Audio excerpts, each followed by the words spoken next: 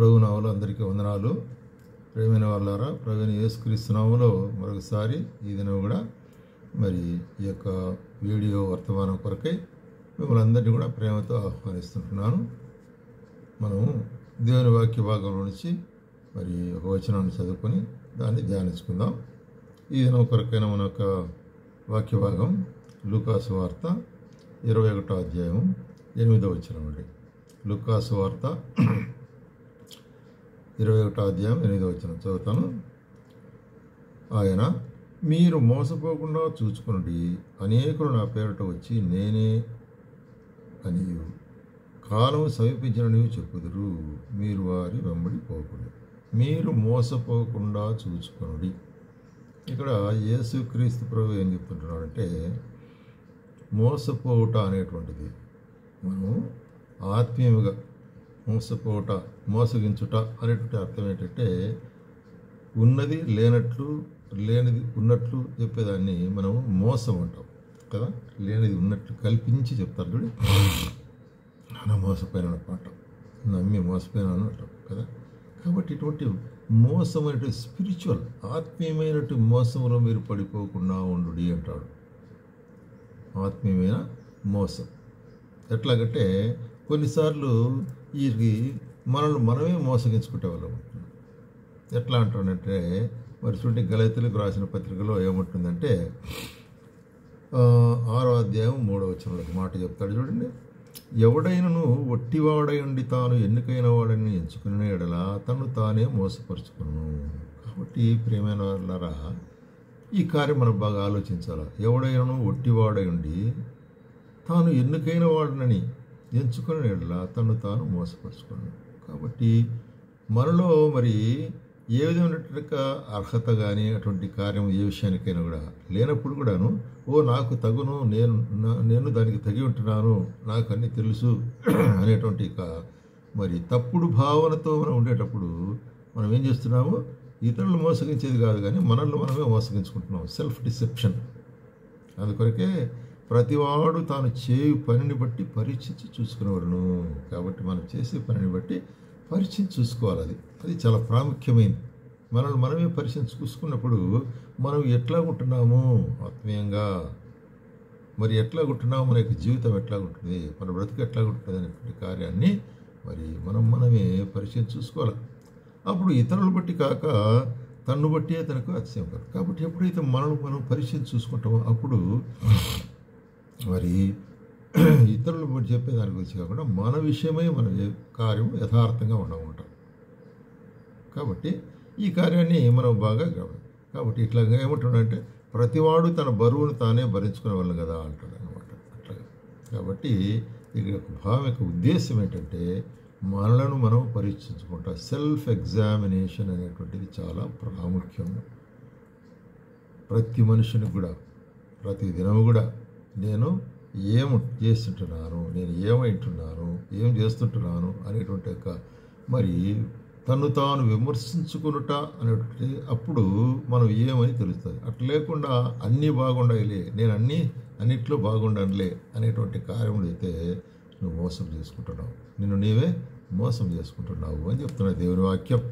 రెండవదిగా మనం చూస్తుంటున్నాము, అట్లాగే మరి సామెతల గ్రంథంలో మరి సొలొమోను ఒక మాట చెప్తాడు. సామెతల గ్రంథము 20వ అధ్యాయం 17వ వచనం. 20వ అధ్యాయం 17వ వచనంలో, మోసము చేసి తెచ్చుకున్న ఆహారం మనుషులకు బహువింపుగా ఉండును, పిమ్మట వాని నోరు మంటితో నింపబడును. చూడండి ఏం చెప్తున్నాడు ఇక్కడ, మోసము చేసి సంపాదించుకున్నటువంటి యొక్క ఆహారము, లేక మోసము చేసి సంపాదించుకున్న ధనము, లేక మోసము చేసి ఆర్జించుకున్నటువంటి ఆస్తి ఎట్లాగుంటుందంట, భలే ఇంపుగా ఉంటుంది, చాలా బాగుంటుంది. అయితే దాని యొక్క అంతం ఏమైంటుందంటే, పిమ్మట వారి నోరు మంటితో నింపబడును. మంటితో వారి నోట్లో మన్ను పడిని అంటారు చూడి, ఒక శాపనార్థమైనట్టు కార్యం. అటువంటి వాని యొక్క నోట్లో ఏం పడుతుంది అంటే వాని యొక్క అంతము నాశనం అయ్యేదిగా ఉంటున్నది. కాబట్టి ప్రియమైన వాళ్ళారా, మరి మోసముతో సంపాదించుకునుట అనేటువంటిది చాలా మరి చూసినట్లయితే భయంకరమైన కార్యం. అటువంటి కార్యాల్లో మరి ఈడుబడి ఉండకూడదు అనేటువంటి కాబట్టి మనము మోసం చేయుట, మోసముతో సంపాదించుకుంటా, లేక మోసముతో సంపాదించుకున్న దాన్ని మనం అనుభవించుట అనేటువంటిది కూడా అది చాలా మరి పొరపాటైన కారణం. అందుకొరకు ఏమంటాడంటే మరి 9వ అధ్యాయంలో కూడా తెలివిలేని వాడు ఒకడు వచ్చుట చూచి దొంగిలించిన నీళ్లు తీపి చాటున తినన భోజనం రుచి అని చెప్తున్నాడు. అయితే అచ్చట ఏమన్నది ప్రేతలు ఉంటారంటారు. అక్కడ చూసినట్టయితే ప్రేతలు అది చనిపోయిన శవాలు ఉంటున్నాయి, అంటే మరణం ఉంటుంది, శాపం ఉంటుంది. కాబట్టి మరి ఇటువంటి ఏం చెప్తున్నాడు ఇక్కడ, మోసం చేసి తెచ్చుకున్నటువంటిది. కాబట్టి మోసం చేసి చాలా అపాయకరమైన సోదరి, అపాయకరమైన. కాబట్టి మన జీవితాల్లో ఇతరులను మోసం చేసో లేకపోతే మన యొక్క జీవితాల్లో మోసం చేసి సంపాదించుకుంటే చాలా భయంకరమైన కార్యము అనేటువంటిది దేవుని వాక్యం మనకు బయలుపరుస్తుంది. అట్లాగే మనం చూస్తున్నాం యాకోబు రాస్తూ ఏమంటాడంటే, యాకోబు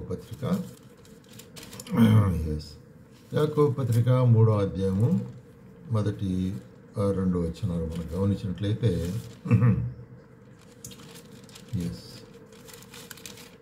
3వ అధ్యాయం 1-2 వచనం చదువుతానండి.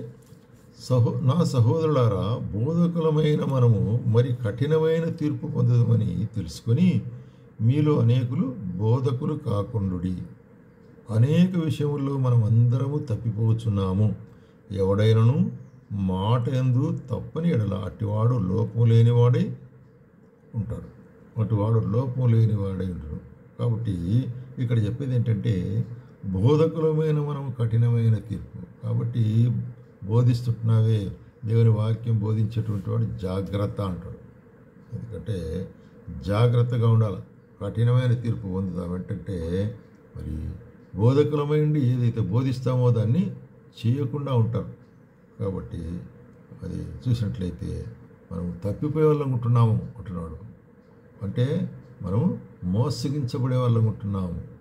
ఎట్లాగా మరి బోధకులుగా ఉండి అనేకులకు బోధించి ఒకవేళ నేను తప్పిపోదినేమో అని అపోస్తలుడైన పౌలు ఏమంటాడు, నన్ను నేను పరీక్షించుకుంటున్నాను అంటాడు.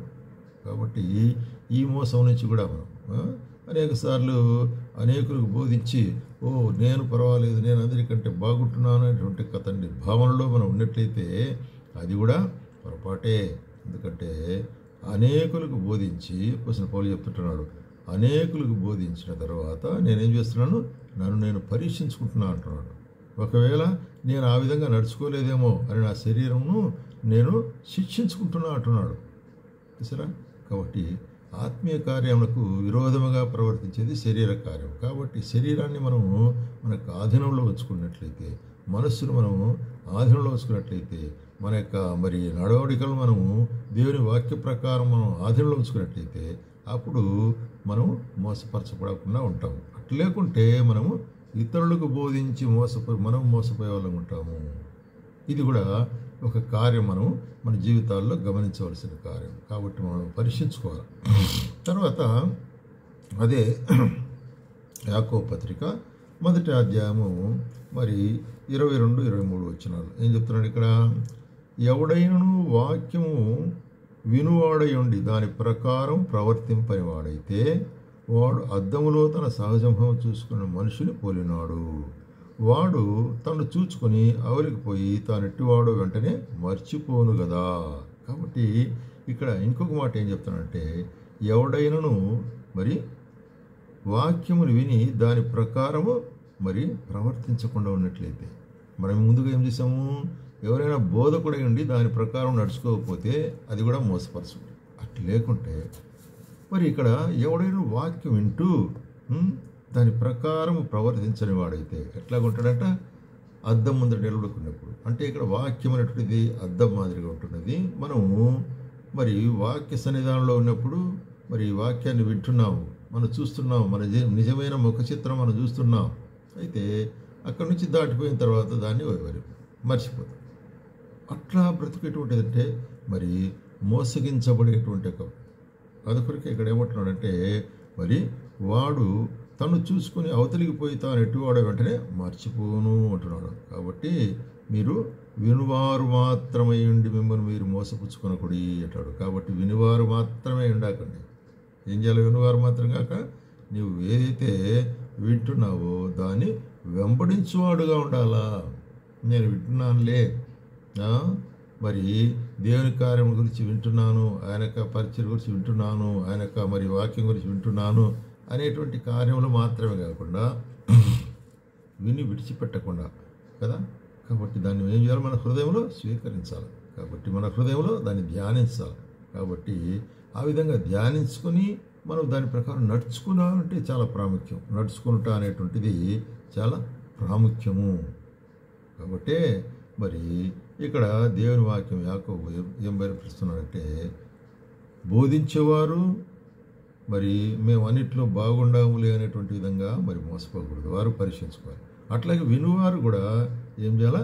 దాని ప్రకారం మనం వింటున్నామే, అది చేస్తుంటున్నామా అనేటువంటి కార్యాన్ని పరీక్షించుకోవాలి. అట్లా లేకుంటే మనము మోసపుచ్చుకునే వాళ్ళం ఉంటున్నాము. కాబట్టి మిమ్మును మీరు మోసపుచ్చుకొనకుడి అనేటువంటి కార్యం మీద మనం మాట్లాడుకుంటున్నాం.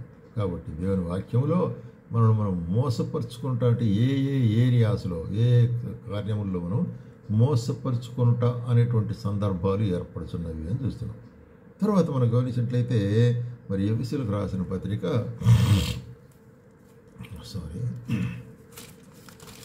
ఎఫెసీయులకు రాసిన పత్రిక 4వ అధ్యాయంలో ఇక్కడ అపోస్తలుడైన పౌలు ఏం చెప్తున్నాడంటే, ఎఫెసీయులకు రాసిన పత్రిక 4వ అధ్యాయము 20-21 వచనం. అయితే మీరు యేసుక్రీస్తును గూర్చి విని ఆయన యందు సత్యము ఉన్నది ఉన్నట్టుగానే ఆయన యందు ఉపదేశించబడిన వారైన ఎడల మీరు అలాగున క్రీస్తును నేర్చుకున్నవారు కావున మనం మునుపటి ప్రవర్తన విషయంలోనైతే మోసకరమైన దురాశలను, ప్రాచీన స్వభావమును వదులుకొని, కాబట్టి మోసకరమైనటువంటి, కాబట్టి యేసుక్రీస్తులో ఎట్లా ఉంటున్నామంటే చూసినట్లయితే మరి మనం యేసుక్రీస్తుని గురించి విని ఆయన మనం విశ్వాసిస్తున్నాం. మనము ఎట్లా ఉండాలా? పాత జీవితం, మునుపటి ప్రవర్తన విషయంలో. కాబట్టి మునుపటి ప్రవర్తన విషయంలో మనం ఎట్లా ఉంటున్నామంటే మరి మోసకరమైన దురాశలున్న చెడిపో ప్రాచీన స్వభావం. కాబట్టి ప్రాచీన స్వభావం మనం ఏం చేస్తుంది? మనల్ని మోసగించేది. ప్రాచీన స్వభావం అంటే అది మరి యొక్క ప్రాచీన స్వభావం అంటే పాత అలవాట్లు, పాత కార్యములు, పాత మరి సంబంధాలు ఏం చేస్తుంటాయి? ఆత్మీయ కార్యాలను చెడగొట్టేట్టుగా ఉంటుంది. కాబట్టి ప్రియమైన సోదరి, నీవు రక్షించబడిన తర్వాత, క్రీస్తు బిడ్డమైన తర్వాత నీవు గత జీవితంలో మరి ఆయన ఎరుగక మునుపు ఏ కార్యంలో చేస్తున్నావో అటువంటి యొక్క స్వభావాన్ని తిరిగి కలిగి ఉండకుంటాడు. కాబట్టి ఇక్కడ ఏమంటే ప్రాచీన స్వభావం వదులుకొని నవీన స్వభావం ధరించుకున్నాడు. నూతనమైన వారం ఉంటుంది, నూతనమైన అలవాట్లు, నూతనమైన కార్యములు, నూతనమైన ఆలోచనలు, నూతనమైన సంబంధాలు ఇప్పుడు క్రీస్తులో. కాబట్టి తిరిగి మనము ప్రాచీన స్వభావానికి వెళుతున్నట్లయితే మనం మోసపరుచుకుంటున్నాము, మోసకరమైన దురాశల్లో ఉన్నాం. కాబట్టి ఆ విధంగా ప్రాచీన స్వభావమునకు తిరిగి వెళ్ళుట అనేటువంటిది అది ఒక మోసకరమైనటువంటి యొక్క జీవితం ఉంటుంది. కాబట్టి మనం పరీక్షించుకొని చూసుకునవలసి వారుకుంటున్నాం. అందుకొరకే ఇక్కడ నీతియు యథార్థమైన భక్తి గలవారై దేవుని పోలికగా సృష్టించబడి నవీన స్వభావం ధరించుకోండి, నూతన స్వభావం ధరించుకోండి. ఎందుకంటే యేసుక్రీస్తులో ఉన్న మీరు యేసుక్రీస్తును ధరించుకున్న వారై ఉంటున్నారంటారు. యేసుక్రీస్తును ధరించుకున్నట అంటే ఆయన గుణలక్షణాలు మనం ధరించుకున్నట, ఆయన యొక్క దీనత్వము, ఆయన యొక్క ప్రేమ, ఆయన కనికరం, ఆయన దీర్ఘశాంతము, ఇవి మనం అవలంబించుకున్నట అనేటువంటిది. అట్లా లేకుండాట్లయితే మనం మోసగించబడిన వారముగా ఉన్న మనమే మన యొక్క ఆత్మీయ జీవితాల్లో ఉండేవాళ్ళం ఉంటాం. కాబట్టి ఈ హెచ్చరిక మనం గ్రహించి యేసుక్రీస్తును ధరించుకుంటున్నాం, నూతన స్వభావాన్ని మనం కలిగి ఉండవలసి ఉంటున్నాము అంటున్నాడు. అట్లాగే కొలస్సీలకు రాసేటప్పుడు ఏమంటాడంటే, కొలస్సీలకు రాసిన పత్రిక 2వ అధ్యాయము 4వ వచనములో ఏం చెప్తున్నాడు ఇక్కడ? ఎవడైనను చక్కని మాటల చేత మిమ్మల్ని మోసపరచకుండానట్లు ఈ సంగతి మీకు చెప్పుచున్నాను. చక్కని మాటల చేత మిమ్మల్ని మోసపరచకున్నట్లు. చక్కని మాటలు అంటే మోసయుక్తమైన మాటలు. కొంతమంది హృదయంలో ఒకటి పెట్టుకొని బయటకు ఒకటి మాట్లాడతారు, పెదవులతో ఒకటి మాట్లాడతారు, కానీ హృదయంలో అయితే వేరే భావం ఉంటుంది. ఎట్లాగంటే మోసకరమైన మాటల్ని ఎంటైసింగ్ వర్డ్స్ అంటారు ఇంగ్లీష్లో. ఇప్పుడు ఉదాహరణగా మనం గమనించినట్లయితే ఆదికాండం 3వ అధ్యాయం మనం గమనిస్తున్నాము. మరి అక్కడ జరిగేటువంటి కార్యం ఏంటి? మరి సాతానుడు సర్పము అవ్వ దగ్గరికి వచ్చాడు, స్త్రీ దగ్గరికి వచ్చి ఏం చెప్తున్నాడు? ఇది నిజమా అంటున్నాడు. ఏది నిజము? ఈ తోటలోని చెట్ల పండ్లలో మీరు కొన్ని తినకూడదని దేవుడు చెప్పినాడా అని అడుగుతున్నాడు. అయితే మరి తనకు తెలుసు, అయితే మోసగించే దాని కొరకే ఆ మాట. అప్పుడు స్త్రీ ఏం చెప్పింది? అవును చెప్పినాడు, మధ్యలో ఉండేటువంటి చెట్టు పొలం తినకూడదు, అవి తిన్నప్పుడు మీరు చనిపోతారు. అప్పుడు సాతానుడు ఏమంటాడు? మరి నో, లేదు లేదు లేదు లేదు, అవి తింటే మీరు దేవుని వలె మారుతారు కాబట్టి మీరు తినకూడదు అని దేవుని ఉద్దేశము, అందుకొరకే మరి అట్లా చెప్పినాడు. అప్పుడు ఆమె మోసపోయి ఏం చేస్తారు? ఆ చెట్టు పొలాలు తింటారు. ఇది మోసం. అంటే సాతానుడు చెడగొట్టే ఉద్దేశం కలిగిన వాడుగా ఉండి ఆమెను మోసకరమైన మాటలతో మోసగించినాడు. కాబట్టి మన దగ్గర కూడా అనేక కార్యాలు ఇట్లా వస్తాయి జీవితాలు. కాబట్టి ఏమంటున్నాడు ఇక్కడ? మీరు మరి ఎవడైనను మరి చూసినట్లయితే ఎట్లాగుంటున్నాడు? మోసకరమైనట్టు మాట, చక్కని మాటలతో. కొంతమంది మాకు తీయగా మాట్లాడతారు కదా, నేలక మీద ఏముంటుంది? మంచి తేనె మాదిరిగా ఉంటుంది, అయితే లోపల సర్ప విషం ఉంటుంది అంటున్నాడు మరి చూసినట్టయితే సామెతల గ్రంథంలో గమనించినట్టు. కాబట్టి ఇటువంటి మాటలు కలిగిన వారు ఎవరైనా మరి ఎట్లాగా సర్పము అవ్వను మోసగించిందో అటువంటి చక్కని మాటలు. ప్రియమైన సోదరి అనేకులు దినాల్లో కూడా మన చుట్టూ కూడా అనేకులు ఉంటున్నారు. హృదయంలో ఒట్టించుకొని నోటి ద్వారా మాట్లాడి మనకు హానియో మనం చెడగొట్టే కార్యాలు చేస్తారు, ఆత్మీయంగాను శారీరకంగా కూడా మన చుట్టూ ఉన్నవారు. కాబట్టి జాగ్రత్తగా ఉండు అంటాడు చక్కని మాటల చేత. కాబట్టి మాటలు చక్కగా ఉంటే చాలదు, హృదయం ఎట్లా ఉండాలనేది చాలా ప్రాముఖ్యమైనటువంటిది అని చెప్తున్నాడు. అట్లాగే మనము మొదటి తిమోతి రాసిన పత్రిక పోసిన పౌలు ఏం చూస్తున్నాం ఇక్కడ? 4వ అధ్యాయంలో అయితే మొదటి 2 వచనాలు. అయితే కడవరి దినముల్లో కొందరు అబద్ధికులు వేషధారణము మోసముపరచు ఆత్మల యందును దయముల బోధ యందును లక్ష్యముంచి విశ్వాస భ్రష్టులగుదురని ఆత్మ తేటగా చెప్పుచున్నాడు. కాబట్టి ఆ అబద్ధికులు వాతవేవిన్న మనస్సాక్షి కలిగిన వారై. కాబట్టి ఇక్కడ ఏం చెప్తున్నట్టే మోసపరచు ఆత్మలు. కాబట్టి ఇటువంటి డిసీవింగ్ స్పిరిట్స్ కూడా ఉంటున్నాయి. కాబట్టి అందుకొరకే యోహాను అంటాడు అన్ని ఆత్మలను నమ్మొద్దు అంటాడు. అన్ని ఆత్మలను నమ్మొద్దు. ఎందుకంటే వీరు ఎట్లాగంటున్నారంటే మరి అబద్ధికుల వేషధారణ వలన మోసపరచు ఆత్మల వలన ఎందు దయ్యముల బోధ ఎందు. కాబట్టి మోసపరచు ఆత్మ ఏం చెప్తుంది? దయ్యముల బోధ అంట. అంటే క్రీస్తు విరోధమైన బోధ, దేవుని వాక్యంలో చెప్పనటువంటి బోధ, లేక దేవుని వాక్యానికి పదార్థముగా చెప్పేటువంటి బోధ. కాబట్టి జాగ్రత్తగా ఉండండి. అందుకొరకే మీరు ఆ విధంగా మోసపోవద్దు అంటున్నాడు అన్నమాట. కాబట్టి ప్రియమైన సోదరి, మనకు దేవుని వాక్యం చెప్పేవారే, దేవుని వాక్యం నుంచి మాటలే, అయితే దాని యొక్క ఇంటర్ప్రిటేషన్ వేరే చెప్తుంటున్నారు కొంతమంది కదా. ఉదాహరణకు మరి అనేక కార్యాల్లో మనల్ని మోసగించే దాని కొరకే మన చుట్టూ మన ఇంటికి కూడా వస్తారు. అది ఎట్లాగుంటున్నది, దేవుని వాక్యంలో ఎట్లాగుంటున్నది అని. అయితే సత్యమైతే వేరే సత్యమైతే వేరే ఉంటున్నది. ఎందుకంటే మరి ఆ యొక్క సత్యాన్ని ఎరగకుండా బోధించేవారు. ఇది కూడా మోసపరుచుకుంట అనేటువంటిది. అది సాధారణంగా ఎప్పుడు ఈ కార్యాలు అధికంగా వస్తాయంటే చూడండి, మరి తెస్సలోనికలు రాసిన పత్రికలో 2 తెస్సలోనికల్లో ఒక మాట చూస్తున్నాం. 2 తెస్సలోనికలకు రాసిన పత్రిక 2వ అధ్యాయంలో మనం గమనించినట్లయితే 3-4 వచనాలు మనం చూస్తున్నాం. మొదట భ్రష్టత్వం సంభవించి నాశన పాత్రుడు పాపపురుషుడు బయలుపడితేనే కానీ ఆ దినము రాదు. ఏది దేవుడిని ఏది పూజించబడును దాని అంతటిని ఎదిరించు దానికంటే పైగా తాను హెచ్చించుకుంటూ దేవుడిని కనపరుచుకొని మరి చూసినట్లయితే మనలను ఏం చేస్తున్నట్ట? దేవుని ఆలయంలో కూర్చుండును కనుక ఏ విధముగా ఎవడను మిమ్మల్ని మోసపరచని. ఇక్కడ యేసు క్రీస్తు యొక్క 2వ రాకడ గురించి చెప్పవలసిన పౌలు తెస్సలోనికలకు రాస్తూ మరి అంత్య దినముల్లో మరి ఎట్లా ఉంటుందంటే చూసినట్టయితే మేము ఇదిగో ఆయన వచ్చింటున్నాడు, నేనే ఆయనను అని చెప్పేటువంటి మరి భ్రమపరిచేటువంటి ఆత్మ ఏం చేస్తాడంటే ఇక్కడ మరి మోసపరిచే వాళ్ళు కొంటున్నారు, ఆయన రాకడ గురించి మోసకరమైనటువంటి బోధలు చేసేవాళ్ళు కొంటున్నారు అనేటువంటి. యేసు ప్రభు వస్తాడు, ఆయన ప్రత్యక్షమవుతాడు, దాని కొరకైన సూచనలు ఆయనే చెప్పాడు. ఆయనే చెప్పినాడు. మత్తయి సువార్తలో మనం చూస్తున్నాము.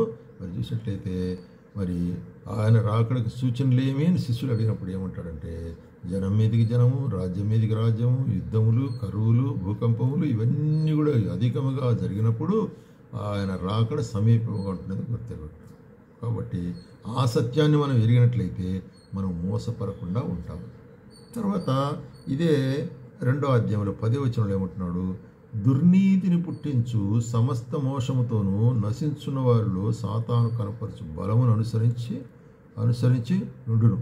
ఎందుచేత సత్యము నమ్మక దుర్నీతి యందు అభిలాష గల వారందరూ శిక్షావిధి పొందుటకై అబద్ధము నమ్మునట్లు మోసం చేయు శక్తిని దేవుడు వారికి పంపుతున్నాడు. కాబట్టి దుర్నీతి కలిగిన వాళ్ళు అంటే దేవుని నీతికి విరోధముగా ప్రవర్తిస్తూ అనేకులను మోసపరుస్తూ అనేకులను మరి భ్రమపరిచేటువంటి కార్యాలు చూపిస్తూ ఏం చేస్తున్నట్ట మరి అబద్ధాలు నమ్మేటట్లు కొంతమంది చేస్తారు. ఇది కూడా మరి మోసం. కాబట్టి ఇక మోసం నుంచి కూడా మనం జాగ్రత్తగా ఉండాలి. ఏది అబద్ధము ఏది నిజము అనేటువంటిది ఎట్ట తెలుస్తుంది? అందుకొరకు యేసు ప్రభువు అన్నాడు, నేను వెళ్ళి పరిశుద్ధాత్మను పంపిస్తానంట, ఆదరణకర్త ఆయన మీలో ఉండి సర్వసత్యంలోకి మేము నడిపించుంటాడు. అదే కదా మనం చూస్తున్నాము. ఎఫెసీయులకు రాసిన పత్రికలో కూడా మనం ఎప్పుడైతే దేవుని వాక్యం వింటున్నామో ఆయన యొక్క వాక్యం ద్వారా మనం హెచ్చరించబడి మనం ఆయన వాక్యాన్ని నమ్మి విశ్వసించడం ద్వారా ఆయన మనల్ని ఏం చేసినాడు, తన ప్రియకుమారుని రక్తం ద్వారా మన హృదయాన్ని కడిగి మన పాపాలని తీసివేసి మనకు పరిశుద్ధాత్మని ముద్ర మనకి ఇచ్చింటున్నాడు. కాబట్టి అంతరంగంలో మనకి ఏముంటున్నది? పరిశుద్ధాత్మ, దేవుని యొక్క మరి బోధ, దేవుని యొక్క జ్ఞానం మనకు ఉంటుంది. కాబట్టి దాని ద్వారా మనం వివేచించాలి ఏ ఆత్మ నిజమైనది, ఏది భ్రమపరిచే ఆత్మ, ఏది నిజమైన ఆత్మ అనేటువంటి. కాబట్టి ఈ విషయం కూడా జాగ్రత్తగా ఉండాలి. ఎందుకంటే అంత్య దినాల్లో అనేకమైన బోధలు వస్తుంటున్నాయి. అనేకులు ఇక్కడక్కడ అనేక బోధల కొరకు పరిగెత్తుతున్నారు. మరి చూసినట్లయితే నిత్యమైనది, సత్యమైనది, యథార్థమైనది దేవుని వాక్యం నుంచి మనం నేర్చుకునవలసి అనుకుంటున్నాం. అందుకొరకే యేసు ప్రభువే ఏం చెప్పినాడు, మీరు మరి మోసపోకుడి అంటాడు. కాబట్టి మోసపోకుండా ఉండాలంటే మన జీవితంలో మరి కార్యములన్నీ కూడా మనము విన్నటువంటి కార్యములు మనల్ని మనం పరీక్షించుకునే వాళ్ళం ఉండాలి, మనం విమర్శించుకునే వాళ్ళం ఉండాలా. మన మాటలు, మన మార్గములు, మన జీవితము, మన బ్రతుకు మనం పరీక్షించుకుంటూ అదే సమయంలో మన చుట్టూ జరిగేటువంటి కార్యములను దేవుని యొక్క వివేచన జ్ఞానంతో మనం పరీక్షించుకుంటూ ముందుకు సాగాలి. అది దేవుడు మనకి ఇచ్చినట్టుగా మరి ప్రివిలేజ్, ఆధిక్యత. కాబట్టి ఆ విధంగా మోసపోకుండా ఉండు. ప్రియమైన సోదరి నీ జీవితంలో కూడా దేవుని యొక్క కార్యముల విషయమై, విశ్వాస విషయమై మోసపోకుండా ఉండాలనేటువంటి దాని గురించి మనం మాట్లాడాలి. ఆ విధంగా ఉండుటకు మరి యథార్థమైనటువంటి భక్తితోనూ నీతితోనూ జీవించగలటకు ప్రభు మనకు సహాయం చేయను గాక.